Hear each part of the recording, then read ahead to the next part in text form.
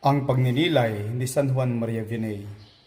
Kung makakasalubong ko ang isang pari at isang anghel, magpupugay muna ako sa pari bago sa anghel. Ang anghel ay kaibigan ng Diyos, ngunit ang pari ang tumatayo sa katauhan ng Panginoon. Hinahalikan ni Santa Teresa ang lupang dinadaanan ng isang pari. Kapag nakakita ka ng isang pari, dapat mong sabihin, masdan mo siyang naging dahilan ng pagiging anak ko ng Diyos. Siyang nagbukas ng langit sa akin noong ako'y binyagan. Siyang dumalisay sa akin mula sa pagkakasala. Siyang nagdudulot ng pagkain at bibigay buhay sa aking kaluluwa. Sa pagsuliyap sa simbahan, maaaring sabihin, ano ang nasa lugar na iyon? Ang katawan ng ating Panginoon. Bakit siya naroroon? Sapagkat may pari doon at doon siya nagdiriwang ng banal na misa.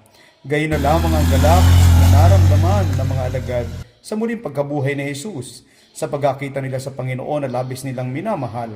Marapat lamang na gayon din ang galak na maranasan ng isang pari sa pagkakita sa Panginoong taglay niya sa kanyang mga kamay.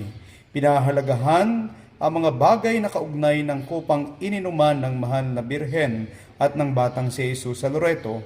Ngunit ang mga kamay ng pari na humahawak sa banal na katawan ni Hesukristo, sa kalis ng kanyang dugo, sa lalagyan ng kanyang katawan, hindi ba't higit na mahalaga ang mga ito? Ang pagkapari, ang pag-ibig ng puso ni Jesus. Kapag nakakita ka ng isang pari, alalahanin mo ang Panginoong Hesukristo.